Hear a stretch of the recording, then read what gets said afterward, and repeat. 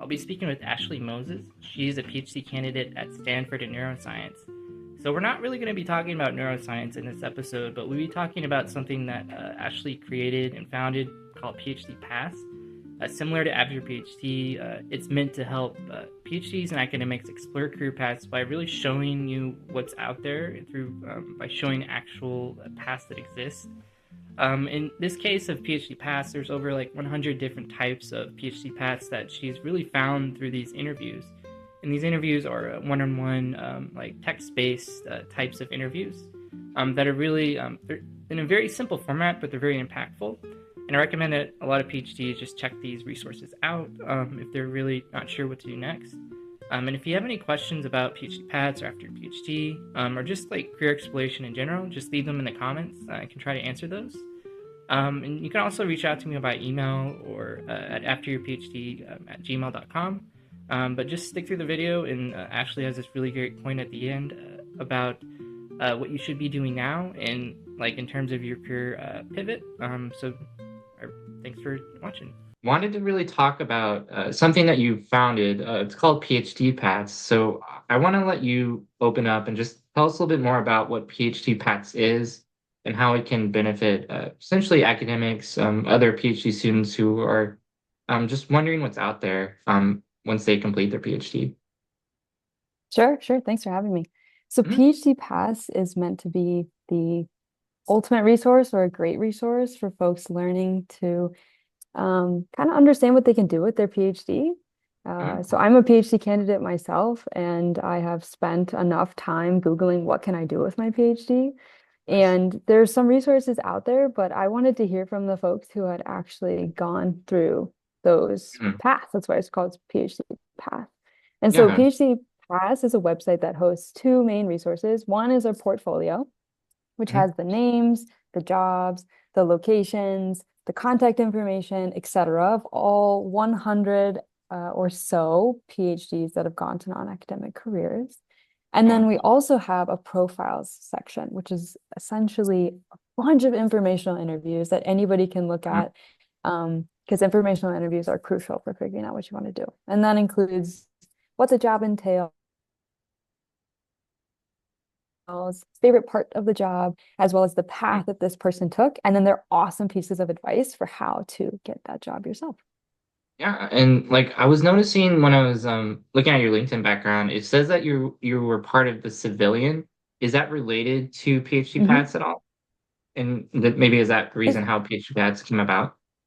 no, this is actually something separate. Oh, So okay. when I was figuring out what I wanted to do with my Hmm. PhD, something that I'm particularly passionate about is helping researchers communicate their work. I think we have tons and tons of incredible discoveries happening. Millions of papers are published every single Yeah. year. And if I were to hand that paper to my mom or my younger brother, they would be like, how do I read this? What do I do? Yeah. And so that is my nonprofit work that I do to help researchers create lay summaries of their work and communicate their findings to like a general audience. Yeah, no, I think that's really helpful because I think when I listen to the radio and whenever they talk about research, it's so like distilled and not very helpful at all. So yeah, I could see how that could definitely help people.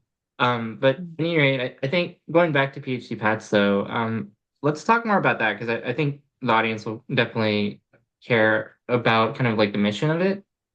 So when did you say it was founded? I think it was like more recently because I remember seeing a Mhm. LinkedIn post about it. So has this been in development for a couple months, maybe a year? Like maybe talk Yeah, a little bit more about the founding of it. sure. I started developing it in August, I believe. And that Mhm. was just me collecting a bunch of these informational interviews and building Mhm. the portfolio that I told you about. So I wanted to have Yeah. 50 before I announced it to the world. I wanted to make sure it was a pretty beefed up resource before sharing it with folks. And Mhm. then in September, I think it was when I launched, and I did not expect at all the great response that came Yeah. from folks who are interested. So I think over 450,000 Wow. people ended up seeing the post, and a lot of people were just super stoked about it. And then from there, I've been able to grow it to over 100 PhDs, and I'm just going to keep going. I want this to be a Yeah, absolutely. massive resource that people can look to. So I'm hoping to gather more folks from different countries. It's Mhm. very US focused right now, and then it's very science focused. A lot of my Yeah. network, since I'm in neurosciences, a lot of my network is sciencey and engineering. So I'm looking to grow that as well because there are so many fields you can get a PhD in. Yeah, that was going to be my actually other question about like the types of PhDs that are listed here, but yeah, it does. I guess I could see it being like STEM focused. So Yeah. I think that's a good segue. Like, are there any other trends though? Not necessarily like types of degrees, but types of narratives that you're seeing, like why, like in terms of like why people are leaving. Yeah, so I've started kind of compiling the data and Hmm. trying to understand what's going on. So I'm still in the early phases, but out of the 100, we get a really interesting look at why folks are leaving academia. So a little bit over 30% of people are leaving because of culture. So this culture involves like improper work-life balance, and improper in their eyes. It also involves burnout or stress, Yeah. pressure to publish, all these sorts of things that folks just want somewhere else. Hmm. And like, so when you talk about culture too, like, does that like also encompass like pay or any like financial reasons, or is that kind of in a separate category? Yeah, so pay is in a separate category. Mhm. I have it split up into six different categories. That's how I decided to just kind of look at the data. I think I could go a bunch of different ways, Mhm. and that will be to come. But for now, I've Yeah. split it up into culture, which is more, some of these things that I talked about, like stress and work environment and all those sorts of Yeah. things. I also have career desires. There are plenty of Mhm. people, which I think is not talked about as much, but there are plenty of people who just want a different career. They're just like, I am Yeah. called to something else. My skills called to something else. I'm not running away from academia. I'm running to something else. And so that's about Mhm. 20% of folks. And then I have split it up into other things like pay. A lot of folks, about Yeah. 20% want higher pay, higher Mhm. compensation. And then the three other categories are just general constraints, which is like, hey, I need to live somewhere because of my family and I can't, Mhm. this specific needed me to go somewhere else. The job market itself, maybe they tried to get into academia or Yeah. they didn't, but that's the lowest percentage. And then impact, about 10% of folks just wanted to have a bigger impact than they felt they could have in academia. Yeah, no, these are really interesting points, and you have a lot of data like support this, and just like how people are leaving. So I think that's just really helpful, I think, at any rate. So in terms of like the people that are also like filling out these forms, are they also like current faculty, or are they like PhD students who are considering the academic job market and then kind of deciding to do something else? And by forms, do you mean the folks who I are guess. in this portfolio? Yeah, for the ones in a portfolio, I do wonder like are they like current like faculty or current like people that are currently like working as professors and then deciding to leave because of the culture, or is it kind of people Oh. that are a- about to like embark maybe on the academic job market and then they're looking at other paths as well? Yeah, so everybody in the PhD Pass database already has a job outside of academia. So Okay, it's really just following okay, them from their PhD to where they are now. Now, we have a got it. few, we have a couple who have I see. been professors before and then they left to go do something else. But all of the people have gotten a PhD and then now they have a job in Okay. a non-academic sector. Well, I guess that makes more sense in that they're fully like outside of Hmm. the academic system now. Because I do see like at least when I was like my undergrad, there was oftentimes like a maybe a professor who was like a lawyer, and then they were like maybe teaching like a class or something like that as an adjunct. So it's like they had Right. both fit like inside the industry and academia. So it does seem like more like segmented like that. Yeah, So that's I think it'd totally be possible. yeah, By the way. Yeah, and for totally sure, possible. and I just wanted to know, like, I built this kind of selfishly. I mean, to be completely honest, especially. I wanted a resource where that I could Mhm. use, where I could be like, okay, I'm interested in careers outside of Mhm. academia. what does that mean? What does that look like? And how can I get there, right? I want to know the exact steps that you took to go from where I am getting a PhD to now you work at a media company or now Mm, you work for the government of India. Like how did we go from point mm, A to point B? How did that happen? And so that is what this is basically like, look, you got your PhD, you did it, and mm. where did you go? What was your path? Hence the name PhD paths. And so that's what. Yeah. Well, in terms of like the personal like questions development for you, like do you feel that you have a better idea of what you want to do? Are you still kind of exploring that through this project? Yeah, that's a great question. I think I have a better idea of what I am interested in pursuing. Mm, Exactly what that looks like, we're still working on it. I have yeah. time. I just started my third year of my PhD, but I'm really interested in pursuing the entrepreneurial path, which is a path that a lot of Mm, PhDs take. I'm also really passionate about helping other students in their career discovery process. I think that would just be joyous to do. I've learned a lot in my own experience and then also with all of this data that I've collected. And so I think using that to help folks in the future and grow PhD paths and grow some of my other projects would be really exciting. mm, Um, I just yeah, and I have gotten to learn so much from this process as well. One of my favorite parts of the profile section, which are the informational mhm. interviews, is all the Yeah. advice. Oh my gosh, just the community of people who are outside of academic careers and willing to share advice for people like Yeah. me, other students, postdocs, all that sort of stuff. Um, I just highly recommend anyone to go look at any advice section on any of the interviews, and it is just full of a lot of inspiration. Yeah, no, and I agree like that a lot of PhDs are very like open to like sharing their experiences. Like I talk about this like on LinkedIn too, where like people will be willing to talk to you, especially if you have some sort of academic background. I feel like there's like a shared like sense of like community, even if you have a different like PhD. Like I think the struggle is it seems to be common. So I think people are willing to kind of like help you. So like for instance, you talk about these profiles and I haven't like explored that part just yet or essentially like all the like if you want to reach out. All right. I haven't explored too much with the profiles. If someone was interested in like speaking to someone, like you would be able to go on the site, reach out to them like through their LinkedIn or through like an email, correct? Yeah, so on the portfolio, Portfolio, my bad. Yeah. as you could probably tell, I like alliterations. So this is Hmm. PhD paths, we have a Yeah. portfolio, we have profiles. I'm just going to try to make everything have a P at some point. But the portfolio is the Google Sheets database that has Hmm. everything. And I on see. there, Okay. you can see which folks are willing to talk to you at the moment and how to reach Hmm. out to them. And so I That's a good believe point. like Okay. 98, 99% of people are willing to chat via LinkedIn or via email. And Hmm. so it has their LinkedIn or it says reach out on LinkedIn or it says email and you can contact folks there. Yeah. So I would Yeah, check that's that for that. Yeah, go ahead. Yeah, yeah, and I think that's to me like the great thing about it is that you can contact people because I think it's one thing to like hear their stories, like seeing these like in text, but I think the ability to like reach out to them, I think is another like step. I think that'll really help PhDs so they can really kind of get Mhm. it a little bit more context, anything that they're missing, because I feel like just forming that connection too, like if it's like organic and like makes sense like for that connection to happen. So I think there's definitely like a lot there too.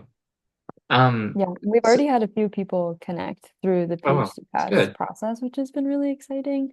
Mm, I think the ultimate goal is to just start providing those connections, providing information, yes, but you have to take it one step further when you're looking for careers outside of academia. You really have to mhm. go on and form those connections. And so this Yeah, is for sure. literally a database of people who are not only willing to share their story, but willing to talk to you about their Yeah. story. And we have consultants, entrepreneurs, staff scientists, data analysts, Mhm. freelance medical writers, medical science liaisons. We have people working in the police department, patent law. Like we have like there's There's a so lot of many paths. people, and you can talk to pretty much any of them through Mhm. PhD paths. Like I just think that's yeah, I'm really jazzed about it. Yeah, and I definitely see the value there, and so I'm glad this exists. And this is something that maybe we talked about for the call, like. this is primarily about career discovery, correct? Mhm. There's not like the advice that you're getting is from individuals, not necessarily just PhD paths, correct? Mhm. Yeah. Yeah, So, it's the whole goal is to help with career discovery, right? When you yeah. ask that question as a PhD student, what do I want Hmm. to do with my PhD? Which I think every PhD student should ask themselves, even postdocs, right? Hmm. It's never too early, never too late to ask yourself that. It's Yeah. what can I do with my degree? And I think when you're Yeah. in academia, at least this was my case, you very much think academia is the only way. I can really only be a Hmm. professor. And sometimes a lot of us get into PhD land to be a professor. We think it's cool. We like teaching, you like research, whatever. And Yeah. then you maybe That's for me. some reason you realize that it's just not, it doesn't fit with your life. And so I think Hmm. something that's missing in the conversation a lot is how we can synchronize our career and our life goals. And a lot of people forget the life part. And that part is huge. I think that part has given me a lot of motivation, a lot of excitement about what's to come, is really making sure I include the life part in my career discovery equation. Yeah, absolutely. Yeah, I think there's a lot there just in terms of like I don't I don't know why it should be a hard question. Like you hope like that universities would have like resources that would help people like answer that question more easily. And do you find like at least at Stanford, like is this more of a to me like there seems to be more Mm. entrepreneurial like culture around Stanford. Like is that do you think that's part of it? Like maybe why you wanted to start something like PhD paths or just I'm just kind of curious just about that element of it because I think Yeah. that kind of speaks to me. Yeah, I think that there is something about Stanford. There's also something Mhm. about California. I Yeah. think that I've really enjoyed kind of the dreamer culture that you have in California. It's very much Mhm. like, okay, if I see a problem, I'm gonna fix it and I'm gonna Yeah. create a company around it. And, we're in this space where like Google is created, I drive by Amazon buildings and Uber headquarters and like all these sorts of things, like in a very ripe space for innovation and to use the Mhm. very Silicon Valley term, disruption, and I, Yeah. I think it's very inspiring. And then right down the road, literally, I just bike past it every day when I go home, is Mhm. the Graduate School of Business, which I've taken certificate programs there, taken courses there. I just think Yeah. that place alone is also very encouraging. And so Yeah. it depends in the science space, kind of who you surround yourself with that's more Mhm. interested in the entrepreneurial side of things or more supportive of non-academic careers. I've been very Mhm. fortunate to find quite a few professors who are, supportive of me not wanting to be a professor and not only Yeah. just supportive, but willing to help. And that's super cool.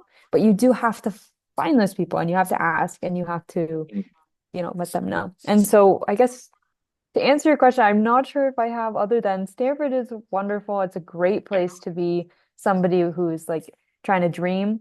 And so is California, Mhm. at least where Yeah. I'm here in the Bay. Yeah, that makes a lot of sense. Like, and I can see the connection there.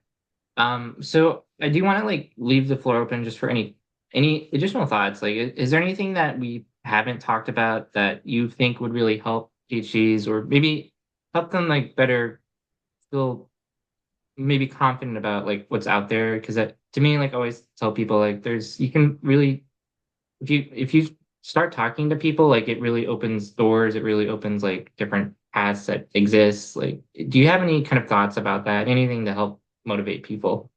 Yes, I have so many thoughts, I think, Yeah, go about for all it. of this. I want to get to the biggest piece of advice. So I would love to Mm. share what all of these PhDs have said and kind of like the Yeah. biggest piece of advice. Yeah. What's that one thing? I'd also would love to share Yeah. how they found their job. But Hmm. beforehand, I want to back up before I do those two things. And I just want to say this process of creating this resource, and I hope that Hmm. readers will find the same thing, is it is so encouraging. I think originally I found it kind of daunting to be told that you can do anything with your PhD. It's like, Yeah. okay, I mean, I kind of want to be a zipline instructor. Like that would be super cool. Like you can literally do anything. It's your life. Yeah.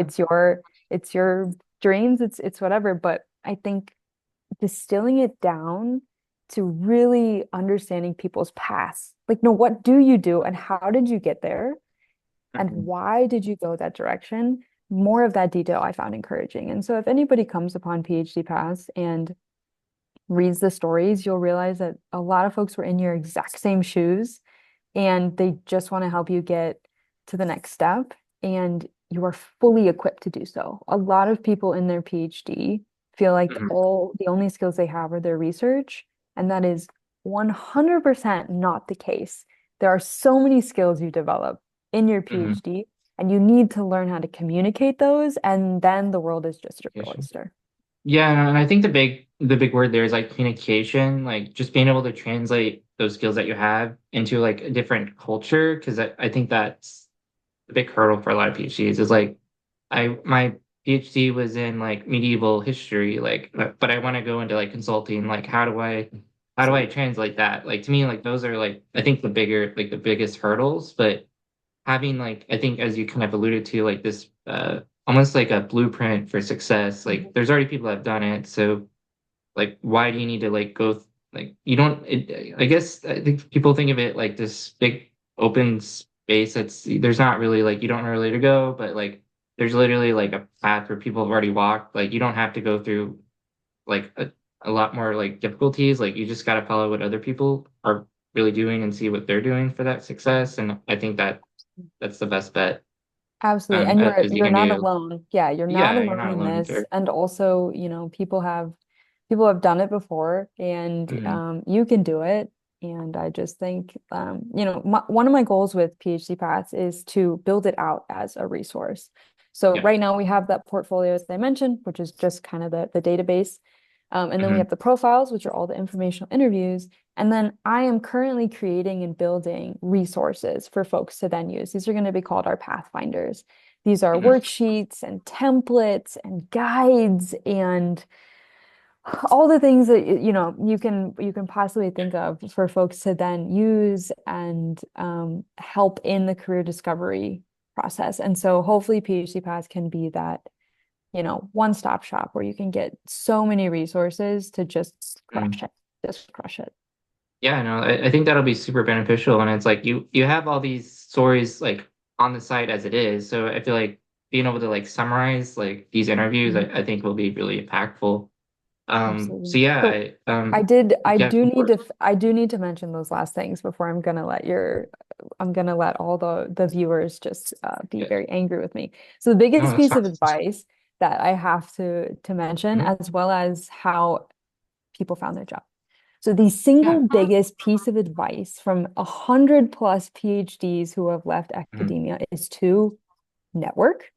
network, and network. That is the biggest piece of advice. It is to build your diverse set of networks as early as possible, hold informational interviews, and Hmm. use LinkedIn, et cetera, et cetera, et cetera. Just start Yeah. as early as possible and network. And I think that that's something that's not talked about as much in the academic space, this concept of networking, the strategy of having connections and a big network. Mhm. But when you go to like the business side of things or sort of any other place, it's very much like who you know and Mhm. who you're forming connections with, and to do it intentionally, right? This isn't just a numbers game. This is about building That's true. connections with people and actually getting to know them and having a relationship with folks and a friendship and offering value and offering more value in order to maybe eventually get value. And so, on that note, the biggest way that folks found careers outside of academia is either through their personal network or LinkedIn. More than 50% Mhm. of people found their future career outside of Mhm. academia through networking, which is crazy. So that's my No, biggest that's piece of advice because it's the biggest piece of advice from all of these folks that I've interviewed. And I think people really need to start early. They can't just wait till the end of their PhD or their postdoc to start networking. yeah, no, that's I think that's really great advice. Like, and it's been I think great advice for years, but I don't know why it hasn't been like talked about in academia Um, enough. Like, I guess because if you want to like network internally, like in academia, it's like you're ideally looking for a professor role, but yeah, sure. but yeah, there's just so much more out there. So I'm glad we were able to kind of talk about this. But Yeah. just for anybody watching or listening, I will be sure to put the website's PhD Paths in the comments or in the description. So please like visit it if you're interested in making a profile as well, or just providing any type of Mhm. like background if you've already left your PhD. I think that would be a great add to the site. Absolutely. again, thank you, Ashley, for taking time to speak with me. It was good to chat and kind of think about kind of what we're both really passionate about and just kind of helping people really kind of know what's out there outside academia. So, yeah, Absolutely. thank you so Yeah, this much. was awesome. Thank you so much. If Yeah. anybody wants to connect in Mhm. any way, LinkedIn is best for me. I'm sure we can include my profile Yeah, link for or sure. something in the description. And then also PhD Pass has its own email, so you're welcome to email PhD Pass. If you email PhD Pass, you're emailing me. So either way, Okay. I'm happy to connect and help folks just form community or provide information on these resources or anything I can do to be of service. So thanks for having me. This is awesome.